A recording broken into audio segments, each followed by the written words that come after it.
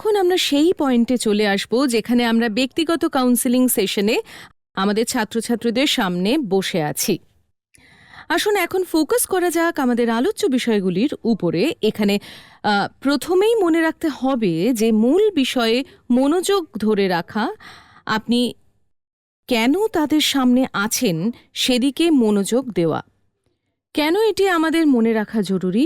এর কারণ হলো, যখন আমাদের সামনে ছাত্রছাত্রী এবং তাদের বাবা মা থাকেন, তখন কিন্তু কথাবার্তার মোড় অনেক সময়ই ছেলে মেয়ে মন দিয়ে পড়াশুনো করছে না বা শুনছে না, সে খুব বেশি বই পড়ে, যথেষ্ট খেলাধুলো করে না, খুব বেশি খেলে, যথেষ্ট পড়াশুনো করে না, ভালো করে পড়াশুনো করে না, ও আমাদের কথা শোনে না, এরকম বিষয়ের দিকে ঘুরে যায়। এবং ছেলেমেয়েরা নিজেদের কথা বলতে শুরু করে, বাবা মায়েরা তাদের দিকের কথা বলতে শুরু করে, আর কাউন্সিলর সেখানে বসে বসে শোনেন আর ভাবেন যে কখন কোর্স আর ভর্তির বিষয়ে কথা বলা শুরু করবেন।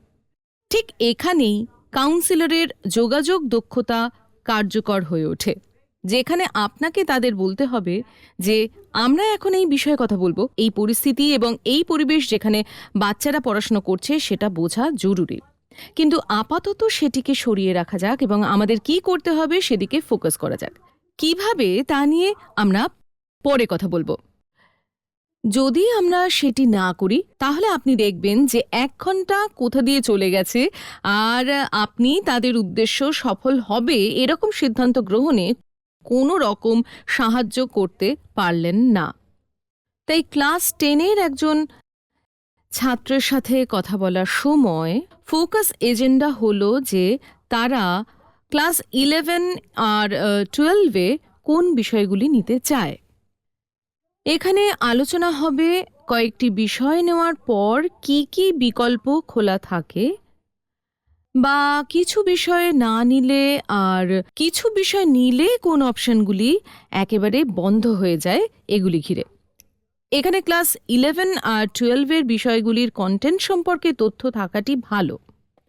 কখনো কখনো এটি তাদের সিদ্ধান্ত নেওয়ার ক্ষেত্রে আমাদের সাহায্য করে।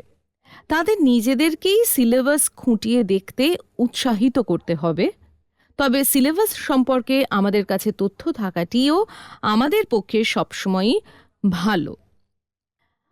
আমরা যখন ক্লাস 11-এর বা ক্লাস 11 বা 12-এর ছাত্রছাত্রীদের সাথে কথা বলি, তখন আলোচ্য বিষয় হয় যে তারা কোন কোর্সগুলির জন্য আবেদন করতে পারে, তারা কি কি কোর্স বেছে নিতে পারে, plan A, plan B, plan C, তারা কোন কলেজের জন্য আবেদন করতে পারে, ভর্তির মাপকাঠিগুলি কি কি যেগুলির ব্যাপারে তাদের সতর্ক থাকতে হবে, বিভিন্ন কোর্সের জন্য যোগ্যতাগুলি কি, সেখানে কি এন্ট্রান্স এক্সাম আছে, তাদের কি মার্কস ভিত্তিক ভর্তির ব্যবস্থা আছে, এটি যদি কোনো এন্ট্রান্স এক্সাম হয় তাহলে তাদের কোন বিষয়গুলিতে মনোযোগ দেওয়া উচিত, তাদের কি ধরনের প্রস্তুতি নিতে হবে, এগুলি সবই ক্লাস 12-এর জন্য।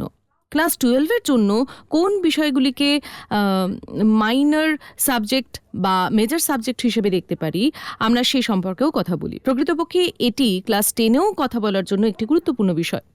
উদাহরণস্বরূপ, দিল্লি ইউনিভার্সিটিতে ফাইন আর্টসকে একটি মাইনর সাবজেক্ট হিসেবে দেখা হয়। আপনি যদি ব্যাচেলর অফ ফাইন আর্টস নেন তাহলে ফাইন আর্টস একটি মাইনর সাবজেক্ট নয়, বরং একটি মেজর সাবজেক্ট হিসেবে গণ্য করা হয়।